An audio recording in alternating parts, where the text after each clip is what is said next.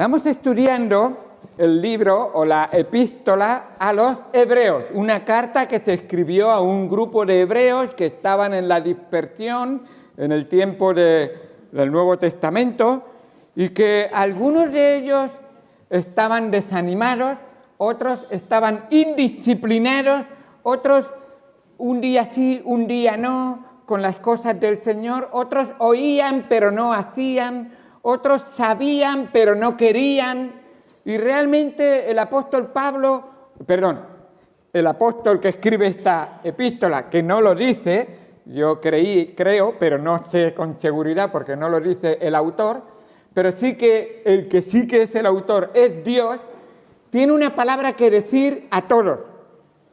Entonces, estamos en el capítulo 12, acaba de pasar el capítulo 11, y aquellos que conocéis el capítulo 11 de Hebreos, ¿cómo se les llama el capítulo 11 de Hebreos? El capítulo de la fe. El capítulo de la fe. Está hablando de que lo más importante que depende de ti, pero que Dios hace en ti y pone en ti, es la fe. Así que de alguna manera Dios es soberano y toca tu corazón, pero tú eres responsable y recibes esa fe que el Señor te da. Por eso en algunas ocasiones los discípulos se acercaron a Jesús y le dijeron: Señor, aumentanos la fe.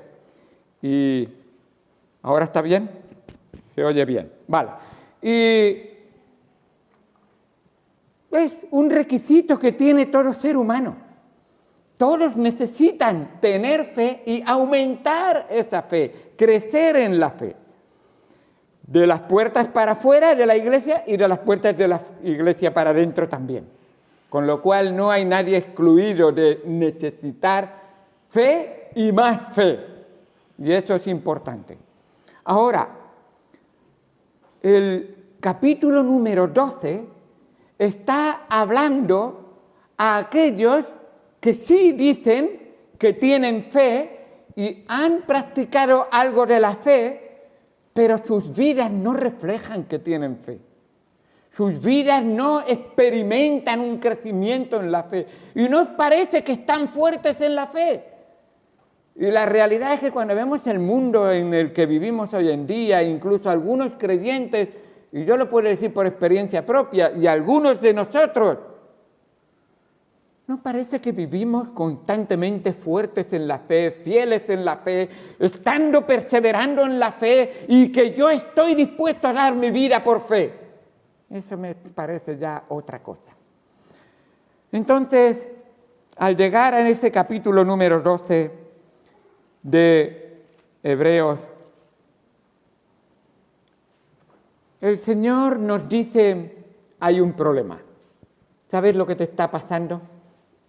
¿No te estás dando cuenta que junto con la fe el Señor te ha puesto y te ha inscrito en una carrera? Y tienes que correr esa carrera. Tú dices: yo tuve fe, pero yo eso de correr, eso no va conmigo.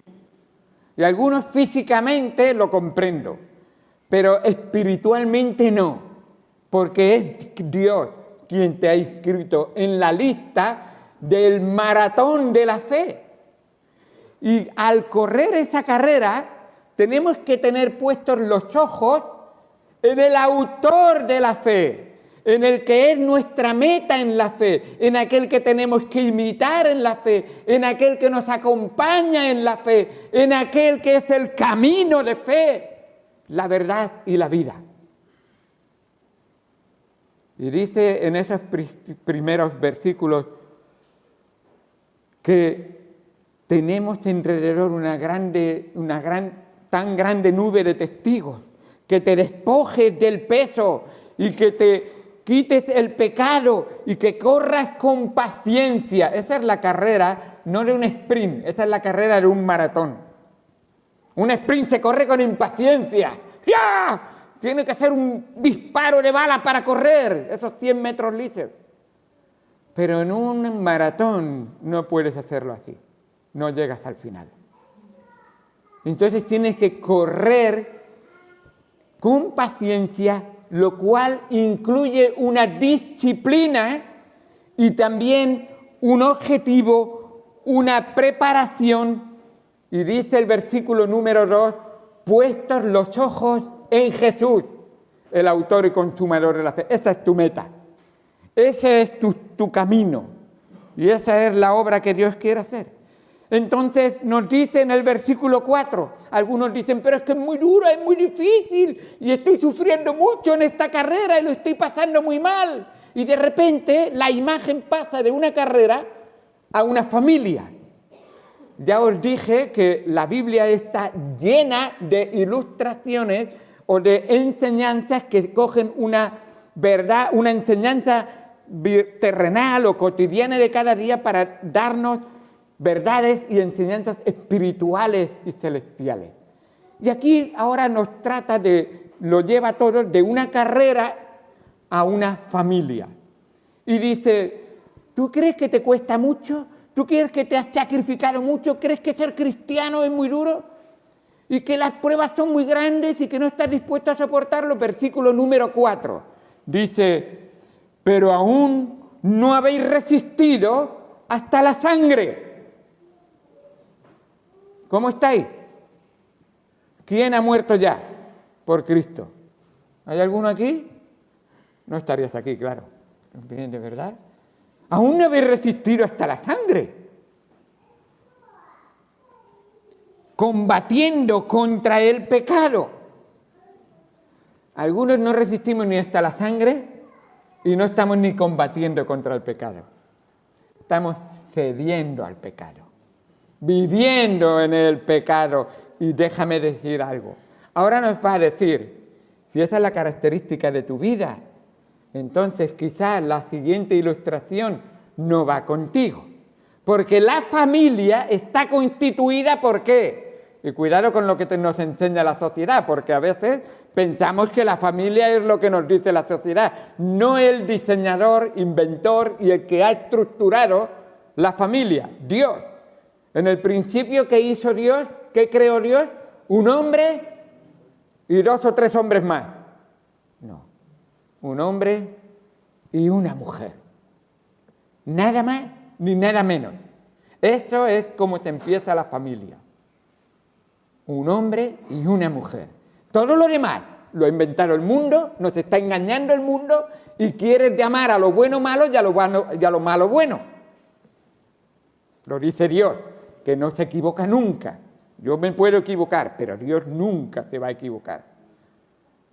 Yo puedo alguna vez decir alguna cosa que me convenga y medio una mentira, y no puedo, pero quiero decir, como hombre, pero Dios nunca te va a decir una mentira, nunca. Cielo y tierra pasarán, mas la palabra del Señor no va a pasar, va a permanecer.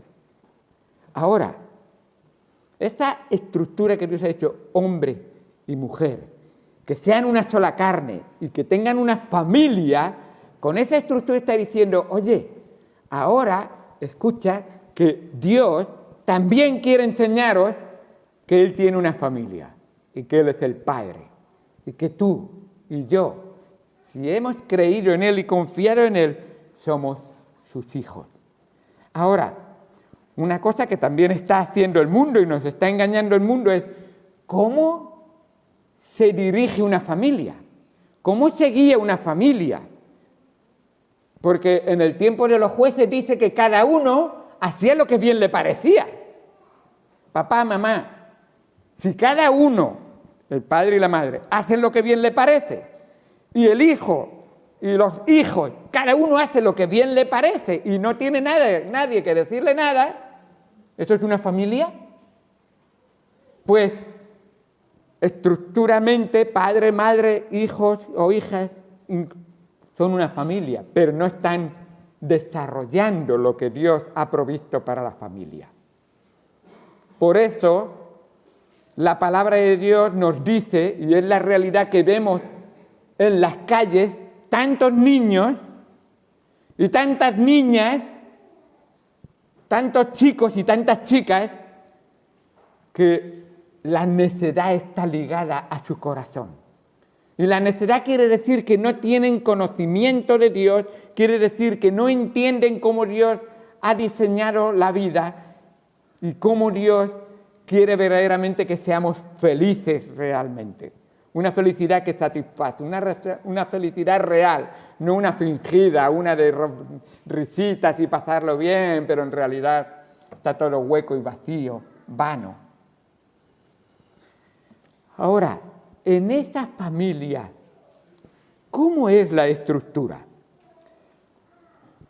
Dice, vamos a leer, primero voy a leer un texto, Proverbios 3, 11 y 12 dice: no menosprecies, hijo mío, el castigo de Jehová. Ya ves ahí que dice hijo mío, está habiendo una relación de un padre con un hijo. Ni te fatigues de su corrección, porque Jehová al que ama castiga, como el padre al hijo a quien quiere. Así que ya ves en Proverbios, capítulo 3, versículos 11 y 12, ya está todo el libro de Proverbios, es principalmente la palabra de un padre sabio dirigida a un hijo que en algunos momentos es necio, pero que su padre por eso no va a dejar de decirle y de instruirle y de disciplinarle en lo que le conviene para su vida. Ahora,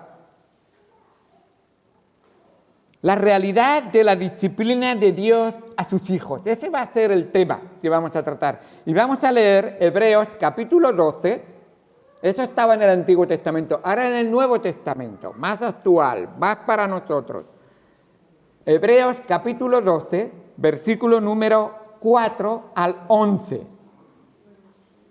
Y vamos a ver esa disciplina amorosa que Dios quiere para ti y para mí. Una disciplina que se manifiesta, la característica manifiesta es amor. Lo que no es con amor, no es lo que Dios quiere que ejerzamos. Y vamos a verlo en un momento, porque tenemos que entender también qué es el amor de Dios. No es el amor que a nosotros nos parezca o que nos dé igual. Dice Hebreos 12, versículo número 4. Versículo 5, perdón.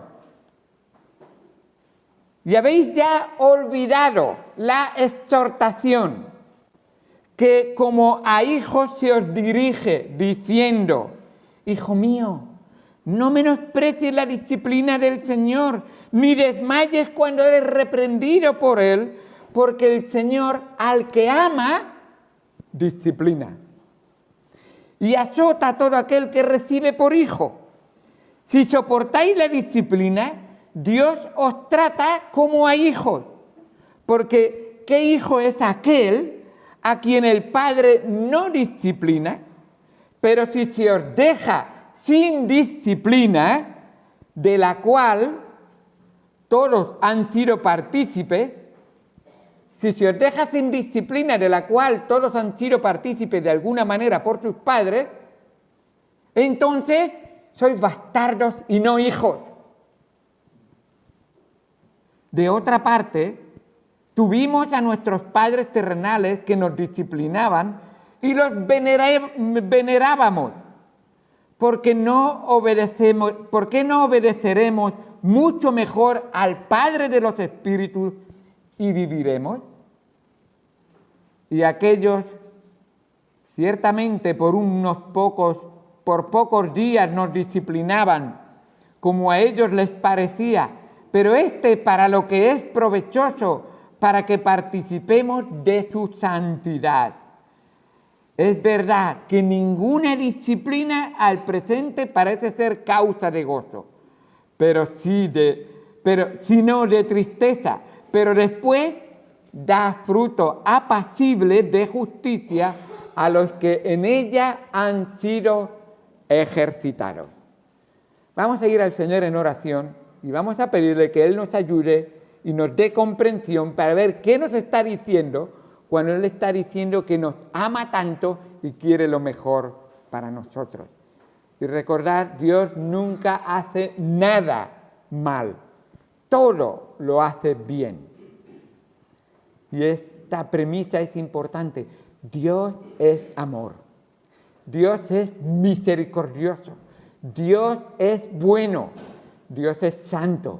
Dios es justo. Dios es puro. Y Dios te ama a ti. Porque de tal manera te amó Dios a ti, amó Dios al mundo, que dio a su Hijo unigénito, para que todo aquel que en Él cree no se pierda, mas tenga vida eterna. Vamos al Señor en oración. Amado Padre, Dios santo que estás en los cielos, gracias por tu palabra y por lo que tú nos enseñas en ella. Ayúdanos, Señor, a honrarte y a glorificarte. Ayúdanos, Señor, al estudiar tu palabra, a entender y comprender lo que tú quieres para nosotros. Y, Señor, que tu siervo, este instrumento de barro, sea usado por ti. Yo quiero ser solo un portavoz, no aquel que dice su propia forma de pensar, su propia creencia. Señor, que sea tu Espíritu el que conforme a tu palabra nos enseñe a todos. Gracias por lo que tú nos enseñas en tu palabra y nos dices, y gracias porque tu palabra es verdad y tu palabra tiene todo lo que necesitamos para honrarte y glorificarte. Ayúdanos a prestar atención, a no ser solamente oidores, sino hacedores también de tu palabra. Te damos gracias por cada alma que está aquí, cuida de los que no pueden estar con nosotros, bendícelos en el nombre de Cristo Jesús. Amén, amén. Dejadme decir algo que va de acuerdo con el texto que acabamos de leer. Lo primero que vemos es que de la palabra de Dios se desprende claramente que Dios disciplina a sus hijos. Y eso es importante entenderlo. Pero quiero ir un poco más profundamente. Dios disciplina a todos sus hijos, porque al que no disciplina, del texto que acabamos de leer, no es su hijo. Y dice una palabra fea. Y Dios no habla mal. Dios dice, es que no es un bastardo. Y eso es fuerte. Está diciendo, no es hijo. El que Dios adopta y forma parte de su familia, lo hace hijo suyo por siempre. Y para siempre. Ahora, déjame ir un poco más. No solamente Dios disciplina a sus hijos, Dios disciplina a todos sus hijos, sino que Dios disciplina solo a sus hijos. Y eso es importante entenderlo. O sea, disciplina a todos sus hijos y disciplina solo a sus hijos. A los que no son sus hijos, a esos los castiga y los juzga y los condena. Pero a sus hijos, que han sido justificados por la fe en Cristo Jesús, a esos los disciplina para hacerlos mejores. Es como tus hijos. Cuando te hablan mal y te contestan mal, ¿dejan de ser ya tus hijos? No. Pero les dices, eso no está bien que hables así. A la mamá y al papá no le hablas así. Los disciplinas, corriges con palabras y se lo dices. No dejan de ser tus hijos. Y lo que está diciendo Dios es, yo a mis hijos los disciplino. A los que no disciplino, para ellos yo soy un juez que juzgará sus malas acciones y recibirán su castigo. Pero a mis hijos los amo tanto que trabajo en sus vidas y obro en sus vidas y les enseño en sus vidas y les guío en sus vidas. ¿Qué es la disciplina del Señor? ¿Qué nos enseña este pasaje? Porque yo creo que hoy en día se tiene miedo de enseñar en la iglesia la disciplina de Dios. Pero es buena, ¿sabes? Ayuda. ¿Sabéis de dónde viene la palabra disciplina? La palabra disciplina es paideia. Y lo que nos está diciendo es la palabra país, no país de nuestro país, sino país del griego. Y esa palabra la palabra quiere decir formación de un niño. Esa palabra. Formación en griego es pais y quiere decir formar a un niño. O quiere decir, ¿hoy de dónde sacamos la palabra? Pedagogía. ¿Os suena eso? ¿Eso qué es? Enseñar a un niño es lo que hace un profesor en el colegio. es un pedagogo, debería ser un pedagogo. O es de donde viene la palabra disciplina, o, en el caso bíblico, discípulo, que es un discípulo, el que es discipulado por el discipulador, en este caso, por el Señor, que es el que nos enseña. Así que en esta porción que hemos leído, en estos 8 versículos, 9 veces aparece la palabra disciplina. Yo creo que nos muestra lo importante que es para Dios trabajar en tu vida, trabajar en mi vida. Y lo bueno que tiene Dios es que trabaja con cada uno individualmente. Dios no dice, todos borregos, ¡hala!, todos hacer... No, dice, tú, para ser enseñado, yo te voy a dar clases particulares, y Dios lo hace a ti, y trabaja en tu vida, y trabaja en tu mente, y trabaja en tu corazón, y recuerda, Él es omnisciente. ¿Sabes lo que significa eso? Santi, ¿sabes lo que significa eso?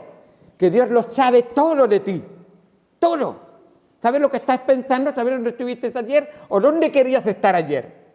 Y sabe hoy si tienes ganas o no tienes ganas de estar aquí. Así es como Dios lo ve todo, todo. Dios lo ve todo. Se llama omnisciente. No alcanzamos a comprender lo que significa eso. Lo sabe todo. Jesucristo en el tiempo se miraba a los hombres y dice, ¿por qué estás pensando de esa manera? Estás en tu mente pensando mal de mí. Y yo estoy mostrándote el camino de salvación, el camino de perdón, la vida eterna. ¿Por qué habláis de esa manera? Dios lo sabe todo. A Él no le puedes engañar. No hay nada.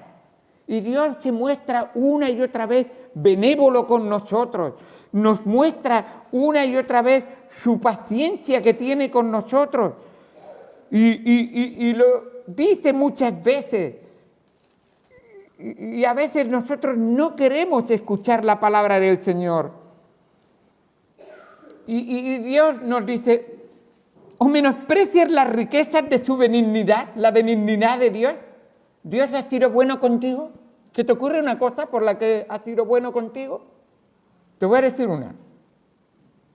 ¿Has abierto tus ojos esta mañana cuando te despertaste? ¿Le has dado gracias? Él es el autor de tu vida. ¿Le has dado gracias por darte la vida? Recuerda la segunda cosa, Él es el que sostiene viva tu vida. Él es el sostenedor. ¿Le has dado gracias porque tu corazón sigue latiendo y no se paró mientras dormía y ya no despertaste? ¿Puedes respirar? ¿Puedes ver la luz del día? ¿Tienes ojos para ver? Dios, que es el autor y sostenedor de tu vida, te ama para que disfrutes de su creación. Pero escucha, ¿cuántas veces decimos, yo quiero disfrutar de la creación de Dios, pero no me importa el creador de esa creación? Y no hacemos caso al creador. Y Dios sabe todo lo que hay, de tal manera que te ha dado una conciencia. La conciencia está ahí dentro de nuestra mente o de nuestro corazón. Puedes señalar donde quieras porque no hay un lugar fijo donde tú realmente en tu mente te dice, pues esto que estaba pensando no está bien, o esto que voy a hacer no está bien, o sí que está bien, debería leer la Biblia, pero no me apetece, me gusta más ver el fútbol o lo que sea. Y Dios dice, yo soy bueno contigo. ¿Menosprecias la benevolencia de Dios? Dice en Romanos capítulo 2, versículo 4, menosprecias las riquezas de su benignidad, paciencia y longanimidad, ignorando que su benignidad te guía al arrepentimiento. ¿Sabes que eres pecador? Entonces, viendo a Dios con lo bueno que es y lo misericordioso y perdonador, ¿no te arrepientes de tu pecado? Porque tu pecado siempre es en primer lugar contra Dios. En segundo lugar, contra tu propia persona, que eres un creador, y contra todos los que te rodean. Así que dice, por tu dureza y por tu corazón no arrepentido atesoras para ti mismo ira para el día de la ira y de la revelación del justo juicio de Dios, el cual pagará a cada uno conforme a sus obras. Está diciendo, mira, los que no son hijos, los que no han recibido al Señor, los que no han creído al Señor y no han entregado su vida al Señor, esos no son hijos de Dios. Pero espero que estés mirando y diciendo, anda, entonces tengo que darme cuenta que Él es bueno, que Él quiere que yo me arrepienta de mi pecado, que yo le entregue mi vida. Si no lo hago, yo mismo me estoy condenando a mí mismo y yo mismo estoy perdiendo la bendición de tener un Padre que me ama y me cuida. Ahora, para ti que sí has creído en el Señor Jesucristo, para ti que sí que has confiado en Él, el Señor tiene cosas que enseñarnos, tiene cosas que mostrarnos. Y dice, yo quiero disciplinaros, porque a todo hijo que yo tengo, lo amo tanto que a todos los disciplino.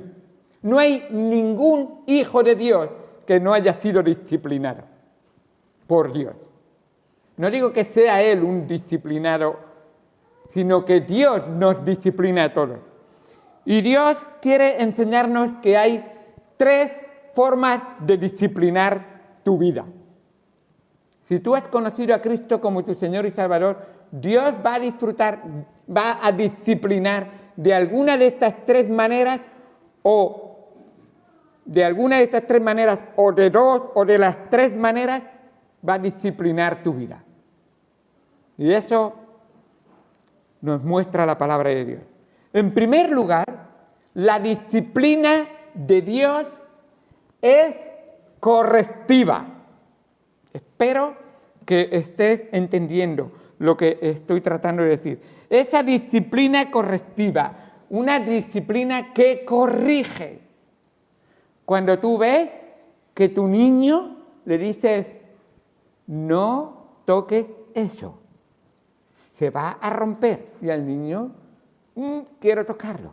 Y se hace mayorcito y le enseñas y le dices, y él sigue metiéndose, y tú le dices, pues te voy a tener que corregir. Y en algún momento dices, no, vuelvas a tocarlo, ya has roto la figura 3 veces, ya llevas 58 kilos de pegamento en la figura. Y nunca vas a aprender. No la toques. Tienes que corregirlo. Dios hace eso con nosotros. Nos corrige, nos da una disciplina correctiva. El rey David, Dios lo corrigió. El rey David un día se levantó de su siesta, se fue a mirar por el balcón y la lujuria entró por sus ojos. Vio una mujer que no era suya, la codició, la deseó y cometió el pecado de fornicación, adulterio, mintió y cometió asesinato mandando a matar al marido de esa mujer. Algo terrible. Ese pecado no le costó su salvación, pero sí Dios le disciplinó como padre a un hijo. No como juez, como un juez hace a un reo. Le disciplinó severamente, no con ira, sino con amor. Y tú dices, pero merecía un castigo. Pues el que es hijo de Dios, cuando peca, recuerda que la paga del pecado es muerte. Pero el Hijo de Dios, Jesucristo, vino a este mundo para pagar la consecuencia de nuestros pecados. Y si tú has confiado y has creído en Cristo, Él paga tu deuda. Pero como hijo, Dios te va a disciplinar. Y el rey David, su pecado le costó la pérdida de su hijo concebido. El bebé murió. No solamente eso, tuvo años de guerra dentro de guerra civil. 2 de sus hijos murieron en esa guerra. Fue traicionado, de sus propios consejeros le traicionaron y se sublevaron contra él. Y yo creo que incluso Dios no le permitió edificar el templo a Jehová, porque tenía manchas de sangre en sus manos, dice la palabra de Dios. Y fue su hijo Salomón quien edificó el templo. Las consecuencias del pecado, el profeta Natán se acercó a él y le dijo que por todos estos pecados ahora no se apartará jamás de tu casa la espada, por cuanto menospreciaste a Dios y tomaste la mujer de Urías Eteo para que fuese tu mujer. Dios mandó al profeta Natán y le señaló: tú has pecado. Y a Dios no le da igual tu pecado, te va a disciplinar. Si bien es verdad, como dice en 1 Corintios capítulo 3, que el Hijo de Dios no pierde la salvación por la gracia de Dios, pero vas a ser disciplinado. Y Dios, alguna vez, su mano cae y duele. Y algunas veces no vemos directamente las consecuencias en el día, pero Dios ve todo pecado que tú, hijo de Dios, has cometido. Y Dios te disciplinará, te disciplinará. Así que puede ser que incluso, vemos ahí incluso como dice la palabra de Dios, Él espera que tú confieses tu pecado. Dice en Proverbios, el que encubre su pecado no prosperará, mas el que lo confiesa, los confiesa, y lo dice en plural, los confiesa y se aparta, alcanza misericordia. Qué bueno es esa misericordia del Señor. David fue, por esta disciplina, fue mejor para Dios. Dios tenía un propósito con la disciplina, que su siervo se acercara a Él. Y es lo que Dios quiere con nuestras vidas cuando somos disciplinados, que nos acerquemos a Él. Y quiere convencerte a ti y a mí de que no volvamos a pecar de nuevo. Ese es arrepentimiento verdadero. Y ayudarnos a crecer y a madurar.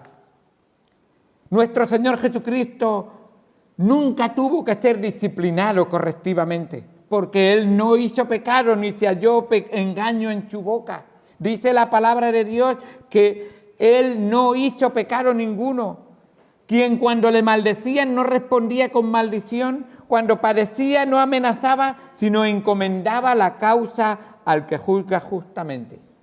Él llevó el juicio de nuestros pecados en su cuerpo sobre el madero, para que nosotros, estando muertos a los pecados, vivamos a la justicia y por cuya herida fuimos sanados. ¡Qué bendición! Por tanto, si confesamos como hijos nuestros pecados, Él es fiel y justo para perdonar nuestros pecados y limpiarnos de toda maldad. Si decimos que no hemos pecado, le hacemos mentiroso a Él. Y la verdad no está en nosotros. Confiesa tu pecado. Si confesamos nuestros pecados, Él es fiel y justo para perdonar nuestros pecados y limpiarnos de toda maldad. Arrepiéntate. Arrepiéntete y confiesa tu pecado. No hay nadie que pueda decir, yo no he pecado. Tú sí que has pecado. Y no una sola manera, en pensamiento, en palabra o en obra. Y Dios lo sabe. En segundo lugar, la disciplina del Señor no solamente puede ser correctiva, sino también preventiva. Dios a veces quiere prevenir, quiere protegerte para que no recibas, para que no caigas en el pecado. Así que, igual que nosotros ponemos restricciones y límites alrededor de nuestros hijos para evitar que se lastimen, nosotros en casa tenemos una vallita que ponemos en la escalera para que mis nietos no caigan por ella y se hagan daño. Así que muchas veces así lo hacemos. La Biblia nos dice también en el Deuteronomio, pondrás pretil a tu casa, en el terrario de tu casa, para que ningún familiar ni ninguna persona que venga a tu casa se haga daño. La palabra pretil es valla, muro, algo que delimita, una barandilla para que no caigan las personas. Pues en ese sentido Dios quiere disciplinarnos para prevenirnos, para que no nos hagamos daño. El apóstol Pablo era un hombre arrepentido por su pecado, agradecido por la salvación, servidor a su Señor. Pero la palabra de Dios nos dice que Dios le dio un aguijón en la carne. Y eso es una disciplina preventiva. Pablo estaba agradecido al Señor por esa disciplina preventiva. Le había protegido del mal y le había hecho un mejor hijo de Dios. ¿Sabes lo que dice la palabra de Dios? Dice, para que yo no me enorgullezca, para que yo no sea un soberbio delante de los demás, habiendo recibido tanta bendición y tanta revelación del Señor, me dio este aguijón en la carne del Señor, esta disciplina preventiva. Y Dios ha sido muy bueno conmigo. Y Él mismo dice, glorifico al Señor por ello, estoy agradecido por lo que Él ha hecho en mi vida, porque Él me ha dicho, bástate mi gracia porque mi poder se perfecciona en la debilidad, por tanto, de buena gana me gloriaré más bien en mis debilidades para que repose sobre mí el poder de Cristo. Por lo cual, por amor de Cristo, me gozo en las debilidades, en esa disciplina preventiva, en afrentas, en necesidades, en persecuciones, en angustias, porque cuando soy débil, entonces soy fuerte. Nuestro Señor Jesucristo nunca tuvo que recibir una disciplina preventiva. Él siempre fue un hombre sin pecado y sin que el pecado le tocara. Es por causa de nuestra inclinación al pecado que tenemos que ser disciplinados preventivamente, porque tenemos esa inclinación a ver, a tocar y a hacer lo que no debemos. El Señor dice, hay que poner eso. El Señor Jesucristo no tenía esa inclinación y Dios lo cuidó de una manera muy especial. El tiempo se nos va, pero menciono la tercera. La disciplina de Dios, además de corregir y de prevenir, Dios también educa para un mejor servicio y una mejor vida. Y es lo que es la palabra disciplinar. La disciplina es instructiva, da una instrucción y nos ayuda a conocer el poder y la suficiencia de Dios. No tenemos todo el tiempo de ver, pero Job recibió esa disciplina educativa o instructiva. Él sufrió mucho en su cuerpo y dijo, ¿por qué estoy sufriendo? ¿Por qué me está pasando esto? Y Dios dice, tengo muchas cosas que enseñarte. Yo quiero que tú aprendas. Y la disciplina de Job no fue correctiva, porque no nos dice la palabra de Dios que no pecó. La disciplina de Job no fue preventiva, porque él no estaba predispuesto en ese momento para hacer ningún pecado. Fue una disciplina realmente que le educó, le instruyó en lo que se refiere a Dios. De tal manera que aprendió, dice la palabra de Dios en Job 42, cosas demasiado maravillosas que no comprendía. Y él le confesó al Señor, de oídas te había oído, mas ahora mis ojos te ven. Por tanto me aborrezco y me arrepiento en polvo y ceniza. Y él está diciendo, Señor, yo no entendía todo lo que me estaba pasando, pero lo que sí sé es que tú eres soberano. Tú lo haces todo bien y querías que yo te conociera. Querías que yo aprendiera de ti y te dejara obrar a ti y descansara en ti. De tal manera que antes sabía de ti, pero ahora te conozco. Ahora vivo cerca de ti. Y uno de los propósitos de la disciplina es enseñarnos a depender siempre del Señor, a confiar siempre en el Señor, a esperar siempre en el Señor. Pero muchas veces tomamos nuestras propias decisiones, nuestras propias vidas. Tenemos nuestro propio reloj. Señor Dios, tú no tienes reloj, el reloj lo tengo yo. Yo dirijo el tiempo, yo dirijo la hora Y tú, Señor, tú te adaptas a mi horario, no me voy a adaptar yo al tuyo. Y así vivimos muchas veces. Y Dios dice, bueno, tendré que disciplinarte porque hay algo que tienes que aprender. Y puede utilizar una disciplina correctiva, puede utilizar una disciplina preventiva, una disciplina educativa. ¿Sabes? Nuestro Señor Jesucristo aprendió por lo que pareció la obediencia, nos dice la palabra de Dios. Y nunca tuvo que pasar ni por una medicina, pero también una disciplina preventiva ni una disciplina correctiva. Si nosotros aprendiéramos en la disciplina educativa, instructiva de su palabra y de la obra del Espíritu Santo en nuestras vidas, como máximo tendríamos que tener disciplinas preventivas y no deberíamos de caer en el pecado que exigiría una disciplina correctiva en nuestra vida. ¿Cómo es tu vida? ¿Estás dándole gracias a Dios porque es un Padre que te ama y te disciplina? Dale gracias a Dios, porque eso demuestra que te ama y que eres hijo de Dios y por lo tanto que es una bendición en tu vida honrarle y glorificarle a Él. ¿Estás agradecido a tu Padre? ¿Le amas como Él te ama? ¿Obedeces? Dice que el perfecto amor echa fuera el temor, por lo tanto, Señor, tu palabra para mí no es una carga, es una bendición. Ojalá que hoy tú estés escuchando al Señor hablarte y no estés pensando un rollo más, porque el Señor entonces le estará diciendo, tengo que seguir disciplinándote. Espero que aprendas con la disciplina instructiva y que aceptes la disciplina preventiva, porque si no, la disciplina correctiva caerá sobre nuestra vida. A veces pasamos por momentos en los que no lo entendemos todo. Si los hijos de Dios aceptaran su disciplina preventiva con mayor disposición y agradecimiento, Él tendría menos necesidad de administrarnos disciplina correctiva. Vamos al Señor en oración. Amado